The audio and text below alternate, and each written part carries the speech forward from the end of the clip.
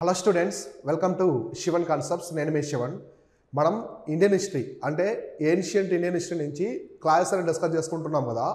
Already previous క్లాస్లో మనము Indus valley సివిలైజేషన్కి సంబంధించి చూసాం. అంటే సింధు లోయ నాగరికతకి సంబంధించి ఎటువంటి ప్రదేశాలు సైట్స్ ఉన్నాయి, వాటికి సంబంధించిన ప్రత్యేకతలు చూసాము. ఇవాల్టి క్లాస్లో మనము ఇండస్ వ్యాలీ సివిలైజేషన్కి సంబంధించినటువంటి మిగతా అంశాలు ఏమున్నాయి అంటే అక్కడ టౌన్ ప్లానింగ్, పట్టణ నిర్మాణం అనేది, నగర నిర్మాణం ఎలా ఉన్నది, మత పరిస్థితులు ఎలా ఉన్నాయి, సామాజిక పరిస్థితులు ఎలా ఉన్నాయి, సో అవన్నీ కూడా ఈ క్లాస్లో మనం డిస్కస్ చేసుకుందాము. ఈ యొక్క టాపిక్స్ నుంచి అంటే వీటిని ఏమంటారంటే జనరల్ కండిషన్స్ అంటారు. జనరల్ కండిషన్స్ అంటే సాధారణ పరిస్థితులు. సో జనరల్ కండిషన్స్ అని చెప్పేసి పిలుస్తారు. ఈ జనరల్ కండిషన్స్ అంటే ఇందులోనే మనకి రిలీజన్ కావచ్చు, సొసైటీకి సంబంధించి, ఇంకా మనకి ఎకనమీకి సంబంధించి, ఇంకా ఇప్పుడు టౌన్ ప్లానింగ్ అనమాట. సో టౌన్ ప్లానింగ్ ఇవన్నీ ఇక్కడే వస్తాయి. వాళ్ళు ఎటువంటి గూడ్స్ని ఎక్స్పోర్ట్ చేసేవాళ్ళు, ఎటువంటి గూడ్స్ని ఇంపోర్ట్ చేసుకునేవాళ్ళు, ఇలాంటి అంశాలన్నీ కూడా మనం ఇక్కడ చూద్దాం. సో మొదటగా మనము టౌన్ ప్లానింగ్ గురించి చూద్దాం. టౌన్ ప్లానింగ్ అంటే పట్టణ నిర్మాణం. ఇండస్ వ్యాలీ సివిలైజేషన్ అనేది పట్టణం కదా. అర్బన్ సివిలైజేషను ప్రపంచంలోనే మొట్టమొదటి అర్బన్ సివిలైజేషన్ వచ్చేసి సింధు నాగరికత. ఈ సింధు నాగరికత అనేది మొత్తం పట్టణాలతో ఉంది. మొహంజదారో ఇలా చాలా పట్టణ నాగరికత మొదలైంది. మెసపెటేమియా, ఈజిప్ట్ కంటే కూడా మొట్టమొదటిసారిగా పట్టణాలు ఏర్పడిన నాగరికత ఏంటంటే మనదే అనమాట, ఇండస్ వ్యాలీ సివిలైజేషన్. ఇప్పుడు వీళ్ళు పట్టణాలు ఎలా నిర్మించారు? ఇప్పుడు మొహంజదారో ఉంది. మొహంజదారోలో అప్పట్లోనే 35 నుంచి 45,000 మధ్యలో పీపుల్ ఉండేవాళ్ళు. 40,000 మందికి పైగా ప్రజలు ఉన్నారు జనాభా. వాళ్ళు నగరాన్ని ఎలా నిర్మించారు? భూగర్భ నీటిపారుదల వ్యవస్థ, ఇంకా మనకి చాలా అడ్వాన్స్డ్గా ఉండేవాళ్ళు ఇండస్ పీపుల్. కాబట్టి ఇప్పుడు మనం వాళ్ళు ఎలా నగరాన్ని నిర్మించారు, ఎటువంటి ప్యాటర్న్ నిర్మించారనేది చూద్దాం. ఇక్కడ చూడండి, city planning followed A grid pattern. With streets cutting the at the right angles అనమాట. వీళ్ళు గ్రిడ్ సిస్టమ్, గ్రిడ్ వ్యవస్థ అనే దాన్ని ఫాలో అయ్యారు. ఏ వ్యవస్థ? గ్రిడ్ వ్యవస్థ. గ్రిడ్ వ్యవస్థ అనే దాన్ని ఫాలో అయ్యారు అనమాట. ఈ గ్రిడ్ వ్యవస్థ అంటే ప్రజెంట్ మనం ఫాలో అవుతాం కదా. ప్రజెంట్ మనం ఫ్లాట్స్ వేస్తాం కదా, ఒక పెద్ద స్థలాన్ని ఫ్లాట్స్ లాగా చేస్తాం కదా. అటువంటి వ్యవస్థ అప్పట్లోనే ఉన్నది. ఇండస్ వ్యాలీ పీపులే ఫాలో అయ్యారు. ఫర్ ఎగ్జాంపుల్ మనం చూస్తే ఇది ఇక్కడ చూడండి, ఇలా ఉంటుంది అనమాట. ఇలా స్ట్రీట్స్ ఉంటాయి, ఇలా ఇల్లు నిర్మాణం చేసుకుంటారు. ఇల్లు నిర్మాణం అంటే రైట్ యాంగిల్స్లో గ్రిడ్ ప్యాటర్న్ లాగా, గ్రిడ్గా ఉంటాయి అనమాట. ఇలా గ్రిడ్గా ఇల్లు నిర్మాణం ఉంటుంది. అంటే వాళ్ళకి వాళ్ళు నడిచే దారులు చాలా పర్ఫెక్ట్గా ఒక ప్రణాళికబద్ధంగా ఈ గ్రిడ్ వ్యవస్థని, రైట్ యాంగిల్స్లో గ్రిడ్ వ్యవస్థని ఫాలో అయ్యారు. కాబట్టి పట్టణ నిర్మాణం మొత్తం కూడా ఒక గ్రిడ్ ప్యాటర్న్ అయితే ఉంటుంది. తర్వాత చూడండి, the houses had a bathrooms paved with the burnt Biggs and the proper drains. అంటే వీళ్ళు బాత్రూమ్స్ కూడా ప్రతి ఒక్క ఇంటికి బాత్రూమ్స్ కూడా వాళ్ళు ఉండేదన్నమాట ఆ రోజుల్లో. బాత్రూమ్స్ కూడా ఉండేవి. అలానే విత్ బంట్ బిగ్స్ అనమాట, కాల్చిన ఇటుకలతో నిర్మించారు. ఇక్కడ ఇవన్నీ కూడా వీళ్ళ నిర్మాణాలు ఆల్మోస్ట్ ఎక్కువగా కాల్చిన ఇటుకలు. మనకి ఇటుకలు ఉంటాయి కదా, బ్రిక్స్. కాల్చిన ఇటుకలు, అప్పట్లోనే ఇటుకలను కాల్చి వాటితో నిర్మాణం చేశారు, పట్టణ నిర్మాణం అనేది చేశారు. ఇక్కడ చూడండి ఎంత గ్రిడ్ ప్యాటర్ను. ఇది స్ట్రీట్ అనమాట. ఇక్కడ అంతా కూడా హౌసెస్ ఉన్నాయి, ఇక్కడంతా హౌసెస్ ఉన్నాయి. చూడండి, ఇదంతా హౌసెస్ ఉన్నాయి. మళ్ళీ ఇక్కడ స్ట్రీట్ ఉంది, ఇక్కడ స్ట్రీట్ ఉంది. మళ్ళీ హౌసెస్. ఇట్లా ఒక గ్రిడ్ ప్యాటర్న్ లాగా వాళ్ళు ఇటుకలు, ఇక్కడ మీరు గమనిస్తే చూడండి, ఇవన్నీ కూడా కాల్చిన ఇటుకలు అనమాట. అందుకే ఎన్ని సంవత్సరాల వరకు ఉన్నాయి కాల్చిన ఇటుకలు భూమి లోపల ఉన్నాయన్నమాట. ఈ నాగరికతని త్రవ్వే వరకు కనిపెట్టారు. ఓకేనా? కాబట్టి వాళ్ళు నిర్మించిన పట్టణ నిర్మాణం అనేది ఎక్కువగా కాల్చిన ఇటుకలతో ఉండేది. తర్వాత houses with the multiple rooms. వీళ్ళకి గదులు కూడా చాలా ఉండేవన్నమాట. ఒక ఇల్లు అనేది సింపుల్గా ఒక గదిలాగా కాకుండా, అప్పట్లోనే ఒక గదిలా కాకుండా చాలా డిఫరెంట్ రూమ్స్ అనేవి ఉండేవన్నమాట. అందులో ప్రధానంగా మనకి కిచెను, వెల్స్ ఇవన్నీ కూడా ఉండేది. అంటే మనకి వాళ్ళకి హాల్ కావచ్చు, ఇంట్లో హాలు, నెక్స్ట్ బెడ్రూమ్ కావచ్చు, next kitchen, next bathroom, next well అనమాట. వెల్స్ అంటే ప్రతి ఇంటికి బాగుండేది. మన పాత రోజుల్లో కూడా చూస్తూ ఉంటాం. ఇప్పటికీ ప్రతి ఇంట్లో ఒక బావి ఉంటుంది అనమాట. నీటి కోసం బావి అనేది ఉంటుంది. ఇలా వీళ్ళు ఇంటిని చాలా ప్రాపర్గా వచ్చారనమాట.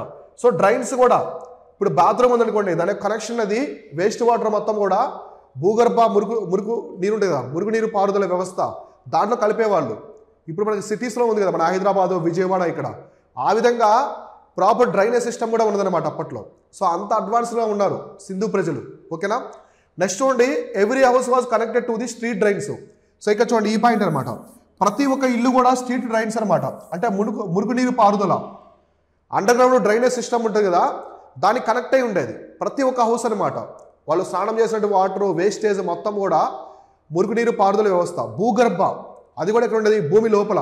ఇప్పుడు మనకి సిటీస్లో ఉంటాయి కదా, అటువంటి టెక్నాలజీ అనేది అప్పట్లోనే ఉన్నది. సింధు ప్రజలు అప్పట్లోనే ఫాలో అయ్యారు. సో అర్థమైందా ఈ విధంగా. సో నెక్స్ట్ వచ్చేసి ఇండస్ వ్యాలీ సివిలైజేషన్ ఒక రిలీజియన్, అంటే మతం అనమాట. వాళ్ళకి ఏదైనా మతం ఉన్నదా, వాళ్ళు ఎటువంటి మతాన్ని పాటించారు, దేవులను ఏమైనా పూజించారా, సో వీటికి సంబంధించి చూద్దాం. ఇండస్ వ్యాలీ సివిలైజేషన్లో మత పరిస్థితులు అనమాట, మత పరిస్థితులు, వీళ్ళ టైంలో మత పరిస్థితులు ఎలా ఉన్నాయి, సో మత పరిస్థితులు అనేవి ఎలా ఉన్నాయో ఇప్పుడు మనం చూద్దాం. సెక్యులర్ సివిలైజేషన్, వీళ్ళది ఏదంటే లౌకిక నాగరికత. సో లౌకిక నాగరికత అంటే ఇక్కడ ఏమి కూడా ఒక మతం అనేది లేదనమాట. సో అందరూ కూడా సెక్యులర్గా ఉన్నారు. సెక్యులరిజం అంటే ఏంటి, అక్కడ ఎటువంటి మతాన్ని కూడా రాజమతంగా ప్రకటించరు, ఒక మతాన్నే. ఇప్పుడు మన ఇండియా ఉంది, భారతదేశం అనేది లౌకిక దేశం. ఇక్కడ ఏ మతం కూడా, ఇప్పుడు హిందూయిజం మెజారిటీ అయినప్పటికీ కూడా దీన్ని హిందూ దేశం అనలేం. సో ఇదేంటంటే భారతదేశం ప్రజాస్వామ్య దేశమే అంటాం, లౌకిక దేశం. కానీ పాకిస్తాన్ ఉంది, దాన్ని థియోక్రటిక్ స్టేట్ అంటారు. ఎందుకంటే వాళ్ళు ఇస్లాంని మతంగా ప్రకటించారు, జాతీయ మతంగా ప్రకటించారు. కొన్ని దేశాల్లో ఒక మతాన్ని జాతీయ మతంగా ప్రకటించారు, దాన్ని థియోక్రటిక్ స్టేట్ అంటారు. సో కానీ ఇక్కడ ఇది ఇండస్ వ్యాలీ సివిలైజేషన్ అనేది లౌకికంగా ఉండే ఒక నాగరికత అనమాట. కాబట్టి ఎటువంటి మతాలు ఇక్కడ మనకు లేవు. నో టెంపుల్స్, సో ఎటువంటి ఆలయాలు కూడా లేవు అనమాట. ఎటువంటి ఆలయాలు కూడా మనకి ఇక్కడ కనిపించలేదు. సో ఎటువంటి ఆలయాలు కూడా ఇక్కడ లేవు. అంటే ఇప్పుడు ఆలయాలు ఉంటే మతానికి సంబంధించినవి ఉంటాయి కదా, అది ఏదైనా సరే, ఏ మతానికి సంబంధించిన ఆలయాలు ఉంటాయి, మందిరాలు ఉంటాయి. సో హిందూ మతంలో దేవాలయాలు, ఇస్లాంలో మస్జిద్స్, క్రిస్టియానిటీలో చర్చు, ఇలా ఉంటాయి కదా. అయితే ఇక్కడ ఎటువంటి ఆలయాలు కూడా లేవన్నమాట. ఇండస్ వ్యాలీ సివిలైజేషన్లో ఎటువంటి ఆలయాలు లేవు. తర్వాత worship was the inferred from the statues and figures అనమాట. ఇక్కడ మనం చూసుకుంటే ఈ వర్షిప్ అనేది కొన్ని విగ్రహాలు, సో కొన్ని విగ్రహాలని పూజించినట్టు మనకి ఆనవాళ్ళు ఉన్నాయి. అలానే కొన్ని గుర్తులు అనమాట, చిహ్నాలని. సో కొన్ని చిహ్నాలు కూడా వీళ్ళు పూజించినట్టు మనకు తెలుస్తుంది. అవునా కాదా. ఇప్పుడు విగ్రహాలు మనం చూస్తే ఎవరిని పూజించారు వీళ్ళు, అమ్మ తల్లి, మదర్ గాడెస్. సో అమ్మ తల్లి అంటే మదర్ గాడెస్. సో మదర్ గాడెస్ని వీళ్ళు పూజించినట్టుగా మనకు అర్థమవుతుంది. అవునా. ఇక మనం చూసుకుంటే లింగం అండ్ యోని, సో మానవ ఇంద్ర అనేటువంటి లింగం యోనిని వీళ్ళు పూజించారు. సో వీళ్ళు పూజించినట్టు మనకు క్లియర్గా తెలుస్తుంది. కాబట్టి ఇక్కడ విగ్రహాలని, అలానే అమ్మ తల్లి విగ్రహాన్ని పూజించారు. తర్వాత వచ్చేసి కొన్ని ఫిగరిన్స్ అనమాట, మానవ ఇంద్రియాలని, యోగి మనకి యోని, అలానే ఈ యొక్క లింగంని రాతి స్టోన్స్ అనమాట, రాతితో చెక్కినటువంటి యోని అలానే లింగంని వీళ్ళు పూజించారు. ఎవరు, ఇండస్ వ్యాలీ పీపుల్. ఇక్కడ చూడండి, the seal can be recalled as the traditional image of the Pashupati Mahadeva. So Pashupati Mahadeva, so proto Shiva అని చెప్పుకున్నాం మనం ఇంతకుముందు. సో మనకి పశుపతి ముద్రిక కనిపించింది ఇక్కడ, అవునా కాదా. పశుపతి ముద్రిక. సో పశుపతి ముద్రిక అనేది ఇండస్ వ్యాలీ సివిలైజేషన్ దొరికింది, మొహంజదారో ప్రాంతంలో దొరికింది అనమాట. ఈ పశుపతి సీల్ అనేది ఇప్పుడు మన శివుడు ఉన్నాడు కదా, మనం పూజించే మహేశ్వరుడు, శివుడి యొక్క ప్రతిరూపంలో ఉందన్నమాట. సో కాబట్టి చాలామంది చరిత్రకారులు కూడా అప్పట్లోనే శివుడిని పూజించారని చెప్పేసి కూడా కొంతమంది చెప్పారు. ఈ యొక్క పశుపతి సీల్ని ఇక్కడ మీరు గమనించండి, ఇది పశుపతి సీల్. పశుపతి సీల్ ఇక్కడ కూర్చొని ఉన్నాడు చూడండి, ధ్యాన ముద్రలో కూర్చొని ఉన్నాడు. ఈయన చుట్టూ ఎనిమల్స్ కూడా ఉన్నాయి. సో ఎనిమల్స్ కూడా ఇక్కడ ఉన్నాయన్నమాట. సో అర్థమైందా. ఇప్పుడు మనం ఇక్కడ గమనిస్తే, సో ప్రధానంగా ఇక్కడ మీరు గమనిస్తే దీనికి సంబంధించి చూద్దాం ఏ విధంగా ఉందో. ఇక్కడ పశుపతి సీల్ అనమాట. నేను చూడండి ఎలా గీస్తాను. సో ఇది తల ఇలా ఉంది, సో ఇవి హ్యాండ్స్ ఇలా ఉన్నాయన్నమాట, హ్యాండ్స్ ఇలా ఉన్నాయి. సో చూడండి, సో ఇది లెగ్ అనమాట, ఇది పాదం. సో అర్థమైందా, ఇది లెగ్, ఇది పాదం. సో తర్వాత ఇక్కడ చూడండి, అంటే ధ్యాన ముద్రలో ఉన్నాడు, ఇవి లెగ్స్. సో లెగ్స్ ఇలా ఉందన్నమాట. సో ఇలా ధ్యాన ముద్రలో, సో ధ్యాన ముద్రలో ఉన్నటువంటి ఈ పశుపతి సీల్ అనేది, సో పశుపతి సీల్ అనేది ఇలా కిరీటంలాగా ఇలా ఉందన్నమాట. సో అర్థమైందా. సో ఇలా ఉంది, ఇది పశుపతి సీల్. ఇక్కడ కన్స్ ఉన్నాయి, ఇక్కడ కళ్ళు ఉన్నాయి అనమాట. ఇది పశుపతి సీల్. చూడండి ఎంత నీట్గా అప్పట్లోనే. ఇది పశుపతి సీలు. పశుపతి సీల్ ఇలా ఉండదన్నమాట. మళ్ళీ దీని చుట్టూ ఎనిమల్స్ కూడా ఉన్నాయి. ఇక్కడ 2 జింకలు ఉన్నాయి. సో 2 జింకలు ఉన్నాయి ఇక్కడ. సో మనకి ఇక్కడ టైగరు, ఎలిఫెంట్ ఉంది. సో ఇక్కడ రైనోసర్సు, అంటే బుల్ ఉందన్నమాట. రైనోసరస్ బుల్ ఉంది. కాబట్టి ఇక్కడ గమనిస్తే ఇది ఎలిఫెంటు, టైగరు, బుల్లు, ఇది రైనోసరస్ అనమాట, ఖడ్గమృగం. తర్వాత ఇక్కడ డీర్స్ అనమాట, రెండు జింకలు కూడా ఉన్నాయి. ఇలా పశుపతి సీల్ అనేది దొరికింది ఎక్కడ? ఇండస్ వ్యాలీ సివిలైజేషన్లో దొరికిందనమాట. దీన్ని ఏమంటున్నారంటే ఇది శివుడి యొక్క రూపమే, ఇప్పుడు ఉన్నటువంటి మనం పూజించే శివుడి యొక్క రూపమే అని చెప్పేసి కూడా కొంతమంది భావిస్తున్నారు. ఓకేనా? ఇలా అనమాట ఇటువంటి దొరికాయి. తర్వాత ఇక్కడ చూడండి, the religious practices include in the yoni worship, phallic, so lingam worship, zoolatry animal worship, use of the fire altars, tree worship. ఈ పాయింట్ మనం గమనిస్తే ఇప్పుడు మనం హిందూ మతంలో ఉండే చాలా ఆచారాలు సాంప్రదాయాలు అక్కడ కనిపిస్తాయి. అక్కడి నుంచి మనం పాటించాలని అర్థమవుతుంది. ఈ ఇండస్ వ్యాలీ పీపుల్ ఏం పూజించారంట? వీళ్ళు లింగం అండ్ యోని ఫిగర్స్ని, ఇందాక మనం చెప్పుకున్నట్టుగా లింగం అండ్ యోని ఫిగర్స్ని పూజించారు. తర్వాత చెట్లను పూజించారు, చెట్లను పూజించారు. ఇంకా చెప్తున్నారు ఎనిమల్స్, జంతువులు కూడా పూజించారు. సో యూనికార్న్ అనే ఎనిమల్ అనేది వీళ్ళకి చాలా పవిత్రమైంది. సో జంతువులు కూడా పూజించారు. ఏది? యూనికార్న్ అనమాట. సో యూనికార్న్ అనేది ఇది ఎగ్జిస్టెన్స్ లేదు, కానీ వాళ్ళు భావించే ఒక ఎనిమల్ అనమాట. సో గుర్రంలాగా ఉంటుంది, దానికి ముక్కు మీద కొమ్ము ఉంటుంది. సో యూనికార్న్ వీళ్ళు పూజించారు. ఇంకా ఇక్కడ చూడండి, జొలాట్రీ అంటే ఏంటంటే ఎనిమల్ వర్షిప్ అనమాట, జంతువులను పూజించడం. మన హిందూ మతంలో మనం పూజిస్తాం కదా, ఆవును పూజిస్తారు కదా. సో అలా అనమాట ఎనిమల్స్ను పూజిస్తారు. ఇంకా మనము పంట పండించే ముందు మనకి ఎద్దులు ఉంటాయి కదా, సో ఎద్దులు కూడా పూజిస్తారు. పూజించి పంటను దున్నడము ఇట్లాంటివి చేస్తారు. అర్థమైందా? ఇలా అనమాట ఇటువంటి జంతువుల్ని పూజించే పద్ధతి కూడా అక్కడి నుంచే వచ్చిందని మనం చెప్పొచ్చు. తర్వాత చూడండి, ఫైర్ ఆల్టర్స్ అనమాట, అంటే అగ్నిగుండాలు. మనం చెప్పుకున్నాం కదా అగ్నిగుండాలు. మనం ఇప్పుడు దేవాలయం దగ్గర చూడండి ఖచ్చితంగా అగ్నిగుండాలు ఉంటాయి, అవునా కదా? అగ్నిగుండాలని ఇప్పటికి ఉంటాయి. సో ఇవన్నీ కూడా ఇక్కడి నుంచే మొదలయ్యాయి అనమాట, ఇండస్ వ్యాలీ సివిలైజేషన్ నుంచే మొదలయ్యాయి. తర్వాత ఇక్కడ చూడండి ఆమ్లెట్స్ అనమాట, ఆమ్లెట్స్ కూడా దొరికాయి. చాలా పెద్ద మొత్తంలో ఆమ్లెట్స్ కూడా దొరికాయి. ఆమ్లెట్స్ అంటే అంతరాలు అంటాం మనం. అంతరాలు అంటే మనకు మెల్లో తాయెత్తులు అంటాం కదా. సో మీకు క్లియర్గా చెప్పాలంటే తాయెత్తులు. సో తాయెత్తులు అంటాం, చేతులకి మెల్లకి కట్టుకుంటారు తాయెత్తులు. ఎందుకంటే దెయ్యాలు, పిశాచులు, రాక్షసులు మన వెంట పడకుండా, దుష్టశక్తులు మన వైపు రాకుండా తాయెత్తులు అవన్నీ కడుతూ ఉంటారనమాట. అటువంటి తాయెత్తులు కూడా అప్పట్లో ఎక్కువ ఉన్నాయి. ఇండస్ వ్యాలీ సివిలైజేషన్ పీపుల్ ఎక్కువ అవి కూడా ధరించారనమాట. ఎందుకంటే దుష్టశక్తులు, ఈవిల్ ఫోర్సెస్ ఉన్నాయని చెప్పేసి వాళ్ళు నమ్మారు. దుష్టశక్తులు ఉన్నాయని చెప్పేసి వాళ్ళు నమ్మి చాలా పెద్ద మొత్తంలో దొరికాయి. ఈ ఆమ్లెట్స్ అనేవి 1-2 కాదు, చాలా పెద్ద మొత్తంలో దొరికాయి. దీన్ని బట్టి ఏమర్థమవుతుంది? వాళ్ళు దుష్టశక్తుల నుంచి కాపాడుకోవడం కోసం ఈ తాయెత్తుల్ని కట్టుకున్నారని చెప్పేసి కూడా మనకు క్లియర్గా తెలుస్తుంది. కాబట్టి ఈ విధంగా మత పరిస్థితులు అనేవి ఈ విధంగా ఉన్నాయి. ఇక్కడ ఇండస్ వ్యాలీ సివిలైజేషన్లో మత పరిస్థితులు అనేవి ఈ విధంగా ఉన్నాయన్నమాట. సో ఇండస్ వ్యాలీ సివిలైజేషన్లో అసలు సొసైటీ, సామాజిక పరిస్థితులు ఎలా ఉన్నాయో చూద్దాము. ఇక్కడ మనం గమనిస్తే society was predominantly urban, mainly comprising the middle class. ఇదంతా కూడా ఏంటి? పట్టణ నాగరికత అనమాట. సో మనం ఆల్రెడీ చెప్పుకున్నాం చాలాసార్లు, ఇండస్ వ్యాలీ సివిలైజేషన్ అనేది కంప్లీట్గా పట్టణ నాగరికత. సో ఇది పట్టణ నాగరికత అనమాట. ఇందులో ఎక్కువగా మధ్యతరగతి ప్రజలు ఎక్కువగా ఉన్నారన్నమాట. ఎవరంటే మధ్యతరగతి ప్రజలు ఎక్కువగా ఉండేవాళ్ళు. ఇక్కడ మనం చూసుకుంటే పట్టణ నాగరికత చెప్పడానికి ప్రధాన కారణం ఏంటి? ఎక్కువ పట్టణాలు ఉన్నాయి. అలానే మొట్టమొదటిసారిగా ప్రపంచంలో పట్టణాలు ఏర్పడింది కూడా నాగరికత మనదే అనమాట. మొహంజదారో, ఇంకా కాళీబంగను, సో బన్వాలి, ఇట్లా చాలా పెద్ద పెద్ద పట్టణాలు కూడా అప్పట్లో ఉండేది. లోతాలు, సో ధోల్విరా ఇలా. నెక్స్ట్ ఫైర్ ఆల్టర్స్ అనమాట, fire altars. So have been identified in the Kalibangan. మనకు ఎక్కువగా ఈ అగ్నిగుండాలు, సో మనం ఇందాక చెప్పుకున్నట్టుగా అగ్నిగుండాలు అనమాట, ఫైర్ ఆల్టర్స్ అనేవి ఎక్కువ ఎక్కడ దొరికాయంట? కాళీబంగాన్. సో ఈ కాళీబంగాన్ సైట్లో దొరికాయి. కాళీబంగాన్ ఎక్కడ ఉంది? రాజస్థాన్లో ఉంటుంది. సో రాజస్థాన్లో ఉన్నటువంటి ఈ కాళీబంగాన్లో ఎక్కువగా ఈ అగ్నిగుండాలు దొరికాయి అనమాట. సో వాళ్ళు చేసిన త్రవ్వకాల్లో అగ్నిగుండాలు ఎక్కువ కనిపించాయి ఇక్కడ. తర్వాత దే బర్రీ డెడ్ అనమాట. సో చనిపోయిన తర్వాత అంత్యక్రియలు కూడా చేసేవాళ్ళు.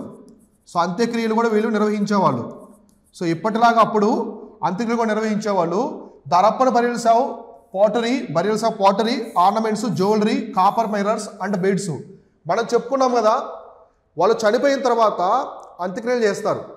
అంత్యక్రియలు చేసినప్పుడు ఆ యొక్క శవాన్ని పెట్టిన తర్వాత ఆ సమాధి లోపల ఇక్కడ చూడండి, సమాధి లోపల ఇక్కడే కుండలు, ఇట్లాంటి కుండలు అవన్నీ ఉండేదన్నమాట. ఇక్కడ చూడండి ఎన్ని కుండలు ఉన్నాయో శవం పక్కన.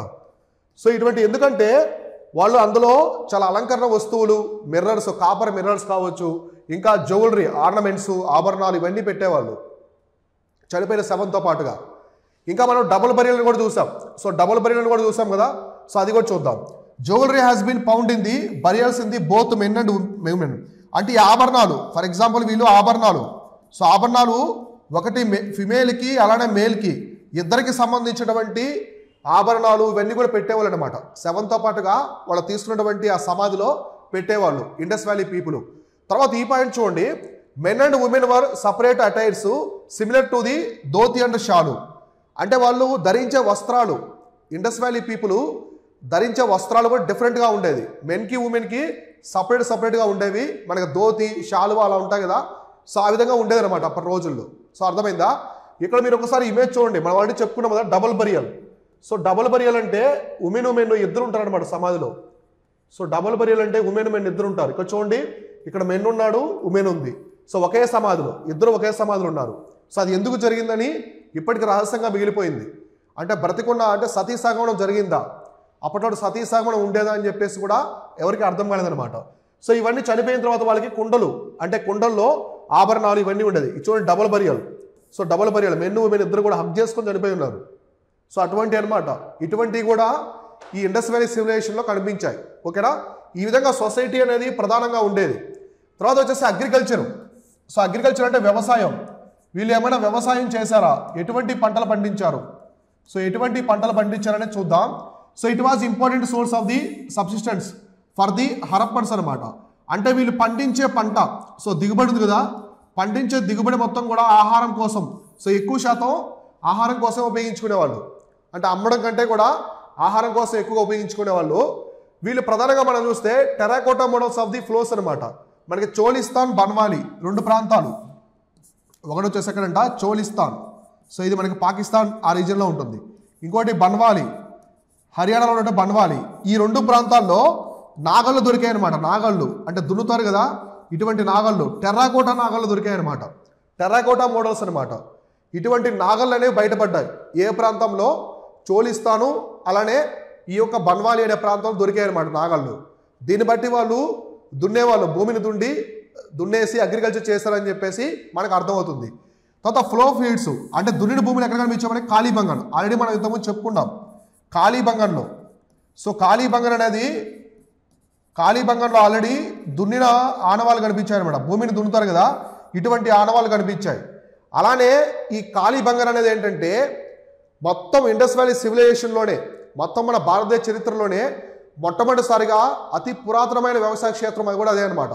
ఓల్డెస్ట్ అగ్రికల్చర్ ఫీల్డ్ కూడా అదే అనమాట. అక్కడే మొట్టమొదటిసారిగా పంటలు పండించడం అనేది మొదలుపెట్టారని చెప్పేసి కూడా మనకు ఆ త్రవ్వకాల్లో బయటపడింది. సెంద్ర అనమాట. ఆ రోజుల్లో కాటన్ సెంద్ర అని చెప్పేసి పత్తి. సో పత్తి పంట ఉంది కదా, మనం పత్తి పంటను ఏమని పిలిచేవాళ్ళంటే సెందన్ అని చెప్పేసి పిలిచేవాళ్ళు. ఏ వర్డు? సెందన్. సో సెందన్ అంటే ఏంటంటే పత్తి పంట అనమాట. సెందన్ అని పిలుస్తారు ప్రొనౌన్సియేషన్, సెందన్.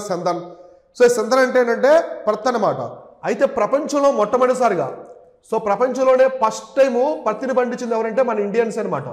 సో మన ఇండియానే సో మొట్టమొదటిసారిగా పత్తిని పండించింది. ప్రపంచానికి అసలు కాటన్ని పరిచయం చేసింది ఎవరంటే మన ఇండియన్సే. అది కూడా ఎప్పుడంటే ఇండస్ వ్యాలీ సివిలైజేషన్ అప్పుడు, సింధు నాగరికత కాలంలో ఈ పత్తిని పండించడం జరిగింది అప్పట్లోనే. సో అప్పట్లోనే ఈ పత్తిని పండించి ప్రపంచానికి మనం ఈ పంటను పరిచయం చేసాం. దాన్ని ఏమని పిలుస్తారు? సెంద్ర అంటారు. రైస్ కల్టివేషన్ అనమాట. ఎక్కడ? లోతాల్. ఆల్రెడీ మనం చూసాం 800 BC. తర్వాత రంగుపూరు. సో వరి పంట ఎక్కడెక్కడ పండించారు? సో వరిని వచ్చేసి ఒకటి లోతాల్, ఆల్రెడీ మనము డిస్కస్ చేసుకున్నాం. లోతాల్ అండ్ రంగుపూర్ అనమాట. ఈ రెండు కూడా మనకి గుజరాత్లో ఉంటాయి. సో రంగుపూర్, ఈ రెండు కూడా మనకి గుజరాత్ స్టేట్లో ఉంటాయి అనమాట. లోతాలు, రంగుపూర్. ఈ ప్రాంతంలో వరిని పండించారు ఎవరు? Indus valley people. So bull representations in the multiple sites. మనకి బుల్ రిప్రజెంటేషన్ అనమాట, దొన్నలు. సో దొన్నలకు సంబంధించినటువంటి రిప్రజెంటేషన్స్ అనేవి చాలా కనిపించాయి. అగ్రికల్చర్ కదా, సో దొన్నలు మొత్తాన్ని అగ్రికల్చర్లో ఉపయోగించేవాళ్ళు, బుల్స్ని. సో అందువల్ల వాటికి సంబంధించినటువంటి ఆనవాళ్ళు కూడా దొరికాయన్నమాట. సో ఈ విధంగా ఇండస్ వ్యాలీ పీపుల్ అనేవాళ్ళు అగ్రికల్చర్లో చాలా దిట్ట అనమాట వాళ్ళు. సో మిగతా నాగరికతతో కంపేర్ చేసుకుంటే వీళ్ళు వరి పంటని, పత్తి పంటని, గోధుమ ఇవన్నీ పండించారు అప్పట్లో. పండించి వాళ్ళు ఆహారంగా తీసుకునేవాళ్ళు. ఇక్కడ పత్తి పంటని ప్రపంచంలో మొట్టమొదటిసారిగా పండించింది ఎవరంటే ఇండస్ వ్యాలీ పీపుల్. అలానే ఈ పత్తి పంటని ఏమని పిలిచేవాళ్ళు అంటే సింధన్ అని చెప్పేసి పిలిచేవాళ్ళు. ఆ రోజుల్లో సింధన్ అని చెప్పేసి పిలిచేవాళ్ళు. సో ఇక్కడ మనం చూసుకుంటే నెక్స్ట్ ట్రేడ్ అండ్ కామర్స్ అనమాట. వీళ్ళ కాలంలో ఇండస్ వ్యాలీ పీపుల్ కాలంలో వాణిజ్యం, సో వ్యాపార వాణిజ్యం అనేది ఎలా జరిగింది? వ్యాపారం అనేది Harappan seals for materials have been found in the Sumerian and the Mesopotamian sites. అంటే మనకి హరప్పా సీల్స్ అనమాట. హరప్పా ప్రాంతానికి సంబంధించిన ముద్రికలు అనేవి ఒకటి సుమేరియా మరియు ఇంకోటి ఏంటి మెసపెటేమియా ప్రాంతాల్లో దొరికాయి.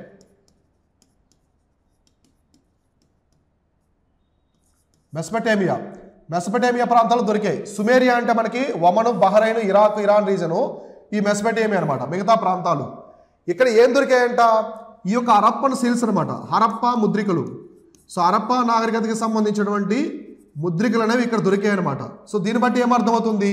వీళ్ళు వ్యాపారం చేస్తారని అర్థమవుతుంది. ఇప్పుడు హరప్పా ప్రాంతం నుంచి మెసపెటేమియా ప్రాంతాలకి కొన్ని గూడ్స్ వెళ్తున్నాయి అనుకోండి. ఇప్పుడు ఫర్ ఎగ్జాంపుల్ వీళ్ళు గోధుమలు పంపిస్తున్నారు, లేదా పత్తిని పంపిస్తున్నారు అనుకోండి, ఎక్స్పోర్ట్ చేస్తున్నారు. ఆ పత్తి పంట మొత్తాన్ని ప్యాక్ చేసి వీళ్ళు సీల్ చేసేవాళ్ళు, ముద్రణ వేసేవాళ్ళు అనమాట.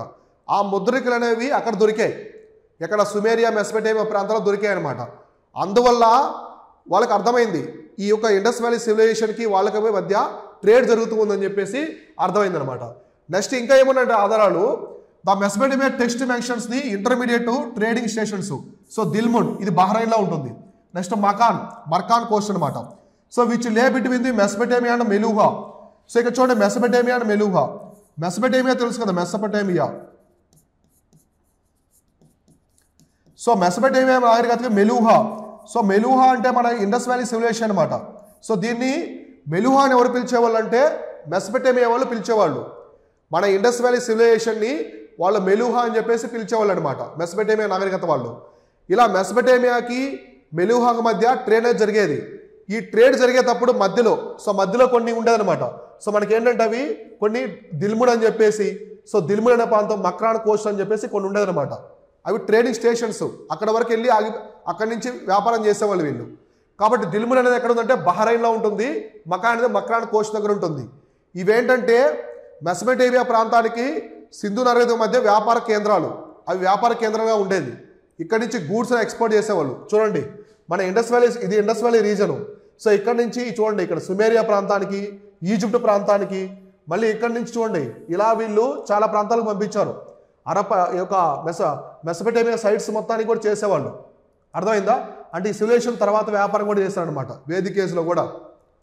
ఈ విధంగా వ్యాపారం అనేది మెసపెటేమియా, ఈజిప్ట్ నాగరికతలతో సింధు ప్రజలకు అటాచ్మెంట్ ఉందన్నమాట. వీళ్ళు వాళ్ళతో వ్యాపారం చేసేవాళ్ళు. తర్వాత the discovery of the dock yard in the port city of Lothal, Gujarat సజెస్టర్ the long distance trading of Harappan. అంటే వీళ్ళు సుదూర ప్రాంతాలు అంటే చాలా దూర ప్రాంతాలకు కూడా వీళ్ళు వ్యాపారం చేశారు, అంటే సముద్రం ద్వారా. ఎందుకంటే లోథాల్ ఉంది వీళ్ళకి. So Indus valley civilization Lothal అనేది ఏంటి? ఓడరేవు పట్టణం, పెద్ద రేవు పట్టణం అనమాట ఇండస్ వ్యాలీ సివిలైజేషన్లో. కాబట్టి ఆ రేవు పట్టణం ద్వారా వీళ్ళు సముద్రం ద్వారా వ్యాపారం చేసేవాళ్ళు. చూడండి లోథాల్ దగ్గర నుంచి ఇలా సముద్రంలో వెళ్ళేవాళ్ళు, సముద్రంలో వెళ్ళి ఎర్ర సముద్రం మీదుగా వ్యాపారం చేసేవాళ్ళు. అర్థమైందా? ఈ విధంగా ఇండస్ వ్యాలీ పీపుల్ అనేవాళ్ళు మన సింధు నాగరికత నుంచి మెసపెటేమియా నాగరికతకి, ఈజిప్ట్ నాగరికత మధ్య వ్యాపార సంబంధాలు కూడా ఉన్నాయని చెప్పేసి మనకు తెలుస్తుంది. నెక్స్ట్ మనం చూస్తే ఇంపోర్ట్స్ అనమాట. అంటే మనం ఏమి ఇంపోర్ట్ చేసుకున్నాం, మిగతా ప్రాంతాల నుంచి ఇండస్ వ్యాలీ పీపుల్ అనేవాళ్ళు ఏమి ఇంపోర్ట్ చేసుకున్నారు, దిగుమతులు ఏం చేసుకున్నారు. కాబట్టి ఇంపోర్ట్స్ అనమాట, దిగుమతులు. ఎటువంటి గూడ్స్ని వీళ్ళు దిగుమతులు చేసుకునేవాళ్ళు ప్రధానంగా గమనిస్తే, ఒకటి గోల్డ్ అనమాట. గోల్డ్ ఎక్కడి నుంచి అంటే Afghanistan, Iran, Kolar, south India నుంచి కూడా వీళ్ళు కోలారు, కర్ణాటకలో ఉన్నటువంటి కోలారు నుంచి గోల్డ్ని ఇంపోర్ట్ చేసుకున్నారు. అంటే వీళ్ళు గోల్డ్ను ప్రధానంగా బంగారం, సో బంగారం అనేదాన్ని వీళ్ళు ఎక్కువగా ఇంపోర్ట్ చేసుకునేవాళ్ళు. టిన్ అనమాట. తర్వాత టిన్ మెటీరియల్ ఆఫ్ఘనిస్తాను, ఇరాన్ నుంచి టిన్. సో టిన్ అనేదాన్ని ఆఫ్ఘనిస్తాన్, ఇరాన్ నుంచి. జాడే అంటే ఒక స్టోన్ అనమాట. అది ఒక స్టోను, ఉంగరాలు, ఆభరణాలు ఉపయోగిస్తారు. జాడే అనేది పామీర్ బిటుమిను. సో పామీర్ బిటుమిను బెలూచిస్తాను అండ్ మెసపెటేమియా ప్రాంతం నుంచి అనమాట. Next lead. సో లెడ్ అనే మెటల్ని వీళ్ళు ఎక్కడెక్కడ నుంచి తెచ్చుకున్నారంటే సౌత్ ఇండియా నుంచి. స్టెటైట్ అనేది ఒక స్టోన్ అనమాట. స్టెటైట్ అనే స్టోన్, దీంతో బొమ్మలు తయారు చేస్తారు. దీన్ని తపిచాయ అని చెప్పేసి ఇరాన్ ప్రాంతం నుంచి, ఇరాన్ అప్పుడు పర్షియా ప్రాంతం, సో ఇరాన్ ప్రాంతం నుంచి తెచ్చుకున్నారు. నెక్స్ట్ కాపర్ రాగి. సో మనకి ఎక్కడి నుంచి రాగి? K3 మైన్స్, రాజస్థాన్లోని K3 మైన్స్ ఒమన్ నుంచి. సో K3 మైన్స్ ఒమన్ నుంచి తెచ్చుకున్నారు కాపర్ రాగిని. తర్వాత లాపిస్ లజౌలి. లాపిస్ లజౌలి ఇక్కడ ఇమేజ్ కనిపిస్తుంది కదా, బ్లూ స్టోన్. సో దీన్ని బ్లూ జెమ్ అంటారు. లాపిస్ లజౌలిని ఏమంటారు? బ్లూ జెమ్ అంటారు. మనం ప్రీవియస్ క్లాస్లో చూసాం. సో బ్లూ జెమ్ అంటారు. ఈ లాపిస్ లజౌలిని ఎక్కువగా ఉపయోగిస్తారు. సో ఉంగరాలు, ఆభరణాలు వాటిలో ఉపయోగిస్తారనమాట. అందువల్ల ఈ లాపిస్ లజౌలిని ఎక్కువ ఇంపోర్ట్ చేసుకునేవాళ్ళు. ఎక్కడి నుంచి అంటే షోర్తుగాయ్, ఆఫ్ఘనిస్తాన్ నుంచి. చాలా ఇంపార్టెంట్, యూపీఎస్సీలో అడుగున్నారు ఇది. లాపిస్ లజౌలి ఎక్కడి నుంచి ఇంపోర్ట్ చేసుకున్నారంటే ఇది వచ్చేసి షోర్తుగాయ్ అనమాట, అంటే ఆఫ్ఘనిస్తాన్ నుంచి తెచ్చుకున్నారు. తర్వాత టర్కాయిస్ అనమాట స్టోన్. ఇది ఒక స్టోన్ ఇరాన్ నుంచి తెచ్చుకున్నారు. సో ఎక్కడి నుంచి అంటే ఇరాన్ నుంచి. సో ఈ మెటల్ అనేది మీరు ఎక్కువ మనకి బాలీవుడ్ హీరో సల్మాన్ ఖాన్ ఉన్నారు కదా, సల్మాన్ ఖాన్ ఒక బ్రాస్లెట్ వేసుంటారు. ఆ బ్రాస్లెట్లో ఉండే స్టోన్ అనమాట అది. ఓకేనా? ఇటువంటివి ఇవన్నీ కూడా దిగుమతులు. వీళ్ళు దిగుమతి చేసుకున్నటువంటి గూడ్స్ అనమాట. ఎవరు? ఈ ఇండస్ వ్యాలీ పీపుల్ అనే వాళ్ళు దిగుమతి చేసుకున్నవి. ఏమేంటి? గోల్డ్ ఆఫ్ఘనిస్తాన్, ఇరాన్, కోలార్ నుంచి. టిన్ ఆఫ్ఘనిస్తాన్, ఇరాన్ నుంచి. జార్డాన్ స్టోన్ వచ్చేసి మనకి బెలూచిస్తాను, మెసమెటేమియా ప్రాంతం నుంచి. లెడ్ అనేది సౌత్ ఇండియా నుంచి. స్టెటైటు, కాపరు, లాపిస్ లజౌలి, టర్కాయిస్ ఇవన్నీ కూడా వీళ్ళు దిగుమతి చేసుకునేవాళ్ళు. అయితే వీళ్ళు ఏమి ఎక్స్పోర్ట్ చేశారు?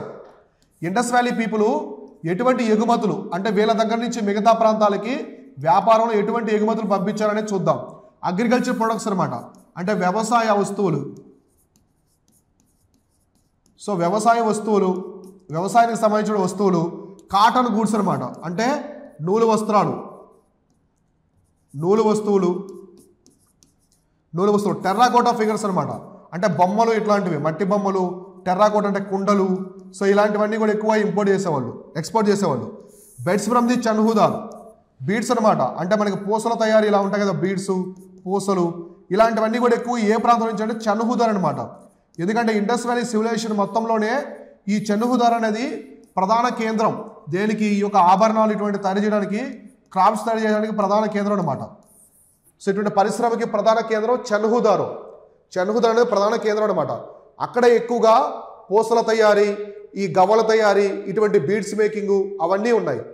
తర్వాత వచ్చేసి కోంచ్ సెల్స్ అనమాట, ఫ్రమ్ ది ఆ లోతాల్ నుంచి వీళ్ళు ఎక్స్పోర్ట్ చేసేవాళ్ళు కొన్ని గూడ్స్. ఏవేంటివంటే శంఖం అంటాం, శంఖము, గవ్వలు.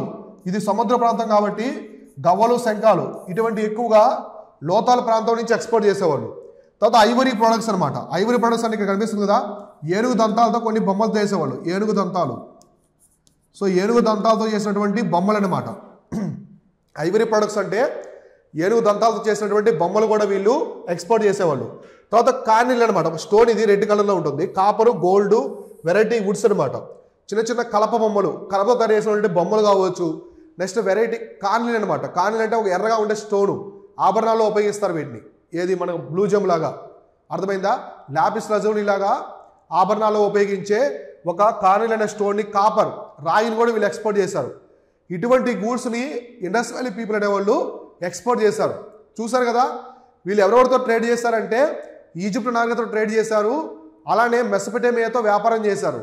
వాళ్ళ దగ్గర నుంచి కొన్ని గూడ్స్ని వీళ్ళు ఇంపోర్ట్ చేసుకునేవాళ్ళు, దిగుమతి చేసుకునేవాళ్ళు. వీళ్ళు మిగతా గూడ్స్ని ఎక్స్పోర్ట్ చేసేవాళ్ళు. ఇప్పుడు పత్తి పంట ఉంది, మన దగ్గరే పండుతుంది, మనమే పండించాం కాబట్టి కాటన్ గూడ్స్ అన్ని కూడా ఎక్కువగా ఇంపోర్ట్ చేసేవాళ్ళు, ఎక్స్పోర్ట్ చేసేవాళ్ళం మనం. ఓకేనా? ఇది అనమాట, ఇది ఎక్స్పోర్ట్స్, ఇంపోర్ట్స్. తర్వాత ఆర్టిఫాక్ట్స్ అనమాట, కళాఖండాలు. సో వీళ్ళ కాలంలో ఉన్నటువంటి కళాఖండాలు ఏమున్నాయి? ప్రధానమైనటువంటి కళాఖండాలు ఇండస్ వ్యాలీ సివిలైజేషన్లో ఐబీసీలో ఉన్నటువంటి కళాఖండాలు ఏమున్నాయి? So bronze casting. So bronze casting was practised on the wide scale of the lost wax method, అంటే సర్ పెర్డ్యూ అని చెప్పేసి పిలుస్తారు. సర్ పెర్డ్యూ టెక్నిక్ అనమాట, ఇలా పిలుస్తారు. లేదా లాస్ట్ వ్యాక్స్ మెథడ్ అంటారు. లాస్ట్ వ్యాక్స్ మెథడ్ ప్రక్రియ. సో లాస్ట్ వ్యాక్స్ ప్రక్రియ దీని ద్వారా అనమాట. అంటే మనం ఇప్పుడు చేస్తాం కదా, బ్రోంజ్ మెటల్ తయారు చేస్తాం కదా, కాంస్య విగ్రహాలు ఇలాంటివి చేస్తారు కదా, అటువంటి టెక్నాలజీ అనేది అప్పట్లోనే ఉండదన్నమాట. దాన్ని ఎవరు పిలుస్తారంటే lost wax method, cire perdue technique అంటారు. చాలా ఇంపార్టెంట్, ప్రీవియస్ ఎగ్జామ్స్లో రిపీట్ అయ్యిందనమాట. అప్పట్లోనే వీళ్ళు ఉపయోగించారు. దీన్ని ఎందుకు ఉపయోగిస్తారంటే లోహ పరిశ్రమకి, సో మెటల్తో వస్తువులు తయారు చేయడానికి, సో మెటల్తో ఏమైనా వస్తువులు తయారు చేయడానికి దీన్ని ఉపయోగిస్తారు లోహ పరిశ్రమలో ఈ మెథడ్ని. తర్వాత the statue of the dancing girl, మొహంజదాలో దొరికినటువంటి డాన్సింగ్ గర్ల్ నాట్యగత్తి విగ్రహము. సో నాటిగత్తె విగ్రహము ఎక్కడ దొరికింది? మొహంజదారోలో. సో నాటిగత్తె విగ్రహం, సో ఇది ఎక్కడ దొరికింది అంటే మొహంజదారోలో దొరికింది. సో ఇది కూడా కాంస్య విగ్రహం అనమాట. సో ఇది కూడా మనకి కాంస్య విగ్రహం. తర్వాత వచ్చేసి bronze figure of the bull from Kalibangan. So Kalibangan నుంచి బ్రోంజ్ బుల్ అనమాట. సో బుల్ అంటే ఎద్దు బొమ్మ. సో మనకి ఎద్దు బొమ్మ ఎక్కడంటే కాళీబంగాన్, రాజస్థాన్లో ఉన్నటువంటి కాళీబంగాన్ నుంచి ఎద్దు బొమ్మని దొరికిందనమాట. ఇవన్నీ కూడా మెటల్స్ తయారు చేశారు, లోహ వస్తువులు, ఇవన్నీ కూడా లోహ వస్తువులు. తర్వాత చూడండి, they did not know have knowledge of the iron. వీళ్ళకి ఇనుము అంటే తెలియదు అనమాట, అసలు ఇనుము అనేది తెలియదు వీళ్ళకి. సో ఇనుము అనే మెటల్ తెలియదు వీళ్ళకి, ఓన్లీ రాగి. సో రాగి ఇంకా బ్రోంజ్, కాంస్యం, ఇత్తడి అంటాం కదా. సో ఇటువంటివి తెలుసు కానీ వీళ్ళకి ఇనుము అంటే తెలియదు. బంగారం అవన్నీ తెలుసు కానీ ఇనుము అనేది తెలియదు. మన భారతదేశంలో మొట్టమొదటిసారిగా ఇనుమును పరిచయం చేసింది ఎవరంటే ఆర్యులు. ఆర్యులు వచ్చిన తర్వాత మన భారతదేశానికి ఇనుము అనేది పరిచయం చేశారు. అంతవరకు ఇనుము అనేది తెలియదు అనమాట. Next beads and ornaments are made of the carnelian jasper crystal. అంటే మనకి కొన్ని స్టటైటు మెటల్స్, అలానే కార్న్లియన్, జస్పరు, క్రిస్టల్, ఇటువంటి వాళ్ళతో వీళ్ళు షెల్స్, గవ్వలు, వీటితో కొన్ని ఆభరణాలు ఇవన్నీ చేసేవాళ్ళు. ఇక్కడ మనం చూస్తే చూడండి, ఇటువంటి బీడ్స్, పూసలు, ఇటువంటి గవ్వలతో ఆభరణాలు తయారు చేసేవాళ్ళు. ఎందుకంటే ఇండస్ వ్యాలీ పీపుల్ అనేవాళ్ళు అలంకార ప్రియులు, ఎక్కువ అలంకరణకి వాళ్ళు ఇంట్రెస్ట్ చూపించేవాళ్ళు, ఆసక్తి చూపించేవాళ్ళు, ఇంట్రెస్ట్ అనమాట ఎక్కువగా, అదొక ప్యాషన్. కాబట్టి వాళ్ళ లిప్స్టిక్, మొట్టమొదటిసారిగా ప్రపంచంలో లిప్స్టిక్ వాడింది కూడా మన భారతీయులే. సో అలానే అలంకరణ కూడా ఎక్కువ చేసుకునేవాళ్ళు.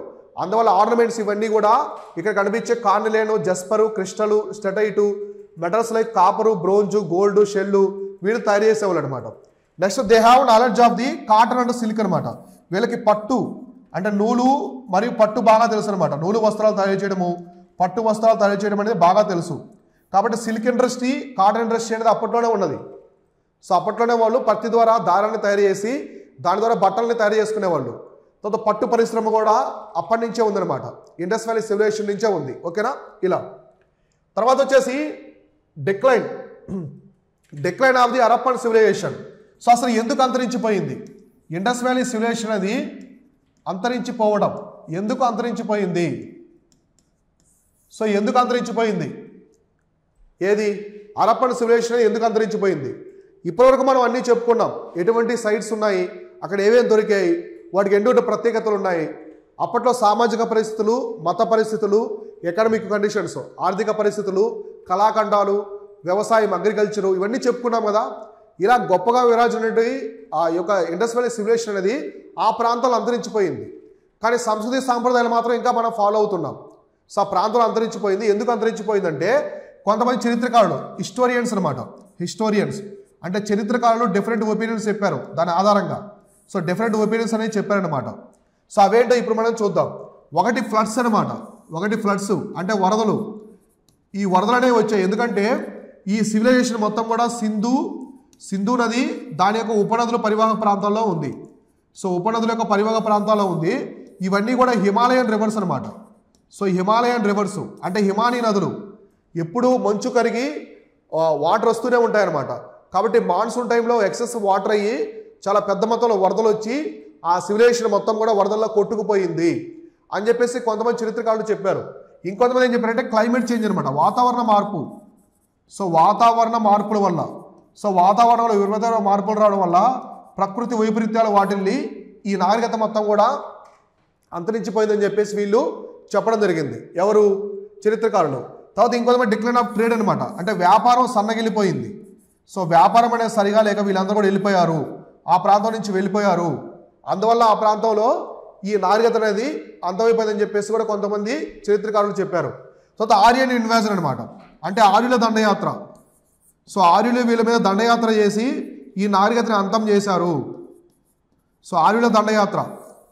సో ఆర్యులు అనేవాళ్ళు వచ్చి ఎక్కడి నుంచో సెంట్రల్ ఏషియా నుంచి పర్షియా మీదుగా మన భారతదేశానికి, భారత ఉపఖండంలో ప్రవేశించి వాళ్ళు చాలా అధునాతనమైనటువంటి శక్తి సామర్థ్యాలు ఉన్నాయి ఆర్యులకి.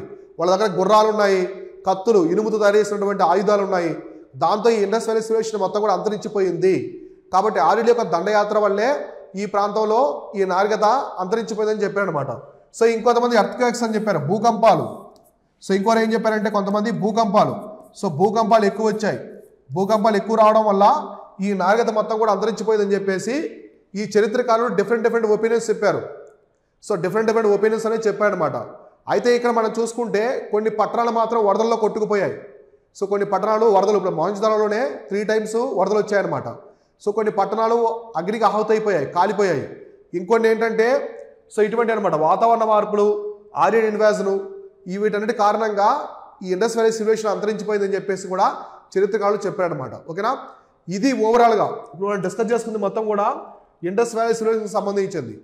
సో దీంతో మనకి ఇండస్ వ్యాలీ సివిలైజేషన్ అంటే సింధు నాగరికతకు సంబంధించినటువంటి టాపిక్స్ అన్నీ కూడా చాలా క్లియర్గా మనం డిస్కస్ చేసుకున్నాము. ఎగ్జామ్ పాయింట్ ఆఫ్ వ్యూలో వాటికి సంబంధించిన ఇంట్రడక్షను, దీనికి సైట్స్ అనమాట, సింధు నాగరికత ప్రదేశాలు, వాటి ప్రత్యేకతలు ఏమున్నాయి, వాళ్ళ యొక్క మత పరిస్థితులు, జనరల్ కండిషన్స్ ఉన్నాయి కదా, ఆర్థిక పరిస్థితులు, మత పరిస్థితులు, సామాజిక పరిస్థితులు, ఇవన్నీ కూడా చాలా క్లియర్గా చూసుకోండి. ఎగ్జామ్ పాయింట్ ఆఫ్ వ్యూలో ఎక్కువగా రిపీట్ అవుతూ ఉంటాయన్నమాట. సో తర్వాత మనకి స్టార్ట్ అయ్యేది వచ్చేసి వేదిక్ ఏజ్ అనమాట. వేదకాలం అనేది మొదలవుతుంది.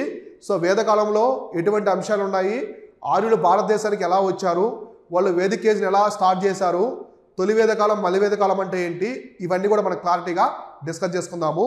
సో నెక్స్ట్ క్లాస్లో చూద్దాం ఇవన్నీ కూడా. సో మీరందరూ కూడా ఈ క్లాసులో ఉండే ఇంపార్టెంట్ పాయింట్స్ అన్ని కూడా నోట్ చేసుకోండి. ఎగ్జామ్ పాయింట్ ఆఫ్ వ్యూలో మీకు చాలా వరకు కూడా అన్ని పోటీ పరీక్షలకి ఉపయోగపడతాయి. Thank you all.